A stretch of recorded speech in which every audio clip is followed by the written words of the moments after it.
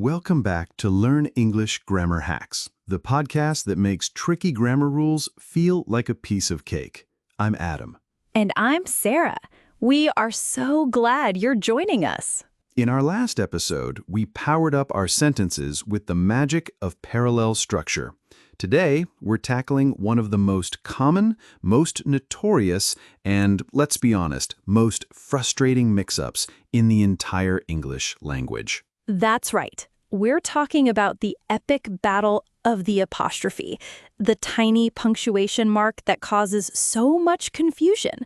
We are diving deep into the world of it's versus its.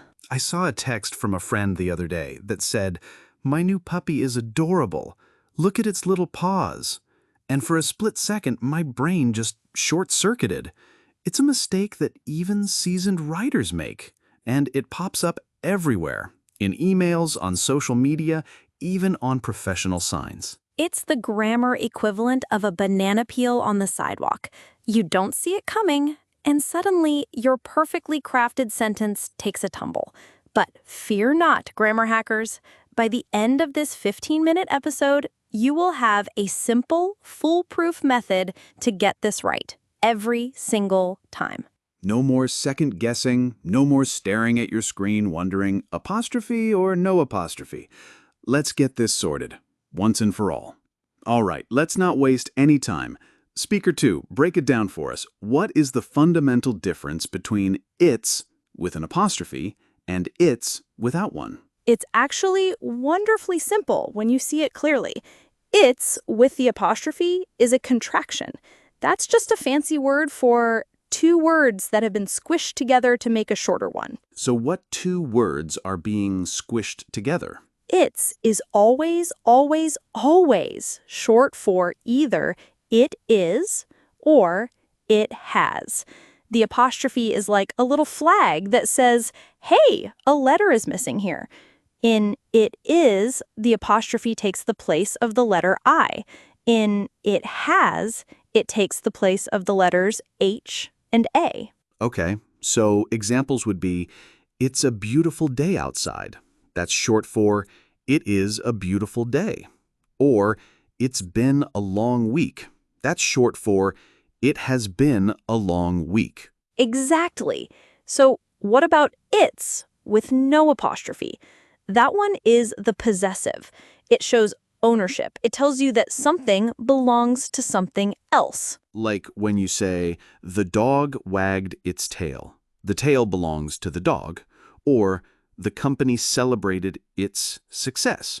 The success belongs to the company. You've got it. So to recap the basic rule, if it's a contraction of it is or it has, use the apostrophe. If it's showing possession, no apostrophe. Okay, that seems straightforward enough, but I think I know where people get tripped up. We learn in school that to show something belongs to someone, we add an apostrophe and an S, like Sarah's car or the student's book. So our brain sees its and thinks, ownership, it needs an apostrophe. That is the trap, and it's a perfectly logical one. But here's the secret. It's belongs to a special group of words called possessive pronouns, and this group plays by different rules. Think about the other possessive pronouns: his, her, our, your, their. Let me think. His bike, her idea, our house. None of them have an apostrophe. Bingo. And it's is just another member of that no apostrophe club. Possessive pronouns are already possessive all by themselves. They don't need the extra help from an apostrophe. So just as you would never write his or hers, you never write its to show possession. That's a fantastic way to think about it. Its is part of the his and her family. That clears up the why behind the rule. But what about a trick for getting it right in the moment? This is the golden rule, the ultimate hack. It's called the Substitution Test. Whenever you're about to write its or its, just pause and ask yourself one simple question. Can I replace this word with it is or it has? Ooh, I like this. So if the sentence is blank going to be a great day, I can test it. It is going to be a great day. Yes, that works perfectly. So I need the contraction, it's. Perfect. Now try this one. The cat drank all of blank milk. Can you say the cat drank all of it is milk? No, that sounds completely wrong.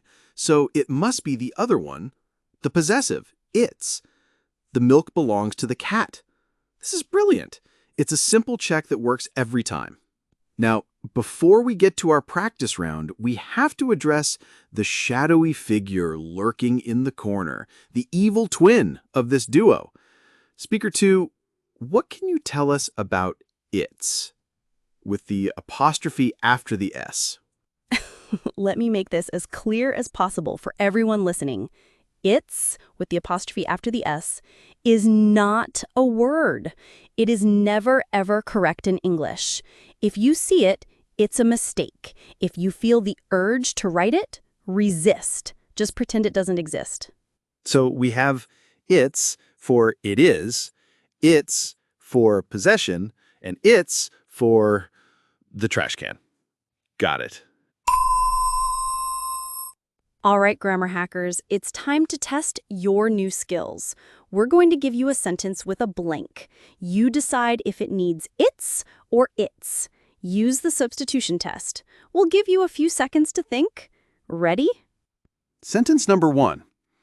My car is old, blank, engine makes a funny noise. Okay, what did you get? Let's test it. Can you say, it is engine makes a funny noise? No. The engine belongs to the car. So the correct answer is its. My car is old. Its engine makes a funny noise. Excellent. Let's say that one together. Repeat after me. My car is old. Its engine makes a funny noise. Great. Sentence number 2. Hurry up. Blank. Almost time to leave. How did you do? Let's try the test. It is almost time to leave. That works. So we need the contraction. The answer is it's. Hurry up. It's almost time to leave. Perfect. Let's repeat that one. Say it with me. Hurry up. It's almost time to leave. Fantastic. Last one, a two-parter. Sentence number 3. The team celebrated after blank big win because blank bid a long season. All right, let's break it down. First part. After it is big win. Nope. The win belongs to the team, so that's its. Second part, because it has been a long season. Yes, that works, so that's its. So the full sentence is, the team celebrated after its big win because it's been a long season. You are all officially masters of its and its. And there you have it. The mystery of its versus its is officially solved. It all comes down to one simple test.